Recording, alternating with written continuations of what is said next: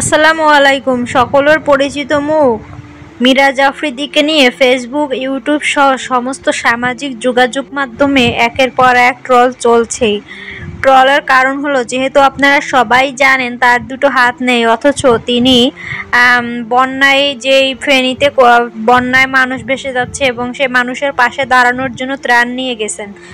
আসলে মানুষ যেটা বলতেছে সেটাও যৌক্তিক, কিন্তু জানি না যে মিরাজ আফ্রিদি কেন এটা করলো। কারণ মানুষ বলতেছে যেহেতু স্রোতে এতটাই পানির স্রোত, যে সুস্থ স্বাভাবিক যারা মানে অভিজ্ঞ সাঁতারে তারাও অনেকে ভেসে যাচ্ছে এরকম অবস্থা। তো সেখানে যে মানুষটার দুটো হাত নেই, হ্যাঁ, তার প্রতি অবশ্যই আমাদের শ্রদ্ধা ভালোবাসা সবকিছুই আছে। তবে মানুষ বলতেছে সে একটা ট্রাস্টেড মানুষ, সবাই তার যারা ফ্যান ফলোয়ার আছে তাকে অবশ্যই বিশ্বাস করে। তো সে পারতো যে টাকা কালেক্ট করে সেটা কোনো বিশ্বস্ত জায়গায় দিতে, অথবা তার তার ছেলেপেলে যারা আছে বন্ধু বান্ধব তাদের ভিতর থেকে একটা টিম গঠন করে সে পাঠাইতে পারতো।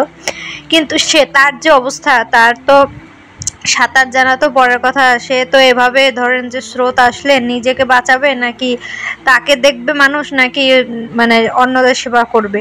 তো আসলে এই জায়গায় বারবার যারা যাচ্ছে, মানে অলরেডি যারা গেছে তারা বারবার বলতেছে যে আপনারা যারা অভিজ্ঞ আছেন, ভালো সাঁতারু এবং মানে শক্ত আছেন তারাই আসবেন, ঠিক আছে। বারবার তারা বলতেছে, যেহেতু তারা ওখানে গেছে এবং ওই জায়গার পরিবেশটা পর্যবেক্ষণ করছে, তো তারা যেটা বলে আসলে সেই অনুযায়ী কাজ করা উচিত ছিল। সবসময় যে শো অফ করতে হবে বা ভিডিও বানানোর জন্য, এখানে যে ব্লগ করার জন্য এগুলো দেখাইতে হবে, এইটা আসলে ঠিক না। কারণ ওইটা তো কেউ হচ্ছে ওরকম দয়া ভিক্ষা চাচ্ছে না, ওখানে সবাই একটা প্রাকৃতিক দুর্যোগের শিকার, যেটা যে কোনো সময় আপনার আমার সাথে হতে পারে। তো এই সময়গুলো আসলে ভেবেচিন্তে কাজ করা উচিত, এটা ঠিক করে নাই মিরাজ আফ্রিদি ভাই, সরি।